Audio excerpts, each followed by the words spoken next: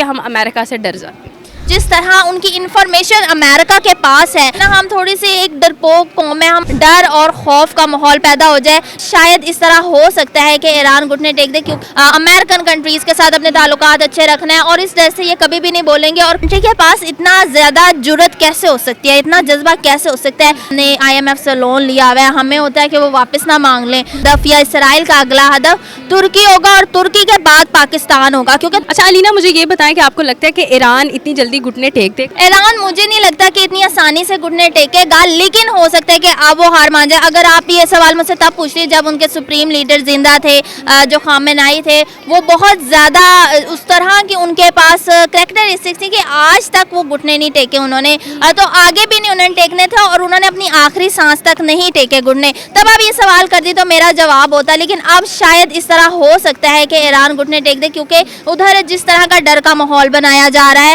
وہاں پہ پہلے سپریم لیڈر، کمانڈر وغیرہ کو جس طرح ان کی انفارمیشن امریکہ کے پاس ہے، اور اب جو بندہ بھی ان کا نیا لیڈر بننے کی کوشش کرتا ہے اس کو اس کی پلیس پہ میزائل کے ساتھ ان کو شہید کر دیا جاتا ہے. خامنائی کے بعد ایک اور لیڈر ہے، ان کو بھی فوراً شہید کر دیا گیا تھا. تو جس طرح کی سچویشن بنیا، ہو سکتا ہے کہ اب وہاں پہ ڈر اور خوف کا ماحول پیدا ہو جائے. لیکن اگر سوال پہلے کرتی تو پھر میرا آنسر اس کے اپوزٹ ہوتا. آنسر جو ہے وہ اپوزٹ ہوتا. اچھا دیکھا جائے تو ایران جو ہے وہ بڑے اچھے سے، مجھے لگتا ہے کہ ہر مسلم کنٹری جو ہے وہ بیک سٹیپ لے چکی تھی، صرف Iran was the only one country جو ان کے ساتھ کھڑی رہی ہے.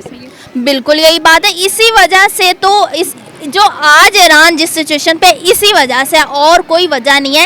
امریکہ نے دیکھ لیا، اسرائیل نے دیکھ لیا کہ کسی کنٹری کے پاس اتنا زیادہ جرت کیسے ہو سکتی ہے، اتنا جذبہ کیسے ہو سکتا ہے. جب ایران نے یہ سٹیپ لیا تو پھر مجھے لگتا ہے کہ انہوں نے یہ فیصلہ کر لیا تھا کہ ہم ان کے supreme leader. Think about other countries like UAE ہے، عمان ہے، قطر ہے.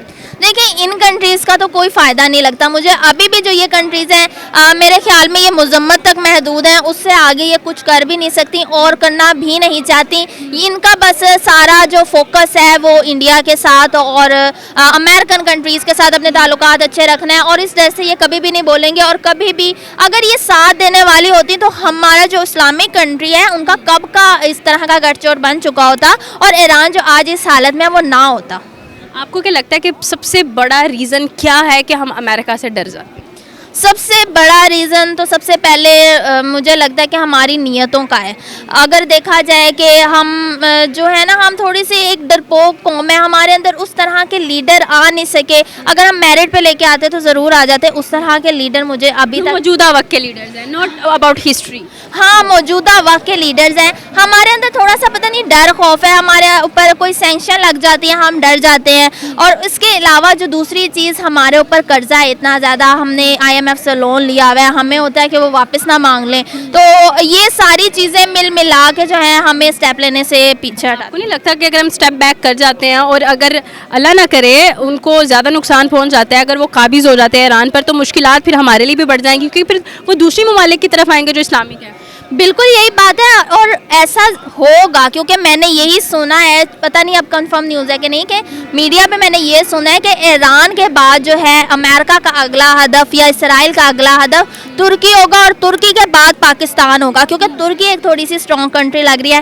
اب جو ہے مطلب مجھے نہیں سمجھ آ رہی کہ یہ ٹرمپ امریکہ کیا سوچ رہا ہے. اسرائیل تو چلے پہلے سے ہی ایک ایسی کنٹری ہے، تو یہ جو ہے اپنی جگہ بنانے کی جس طریقے سے کوشش کر رہے ہیں، تو اب یہ ایک کے بعد ایک نشانہ لگائیں گے. ان کو پتہ چل گیا کہ اب دنیا ڈر گیا، اب بالکل صحیح موقع ہے دوسری کنٹریز کو. پاکستانی ہم کیا رول جو ہے وہ اس وقت ادا کر سکتے ہیں کہ ہم ایران کے ساتھ کھڑے ہوں، اور ایز اے مسلم کنٹری ہمارا فرض بھی بنتا ہے.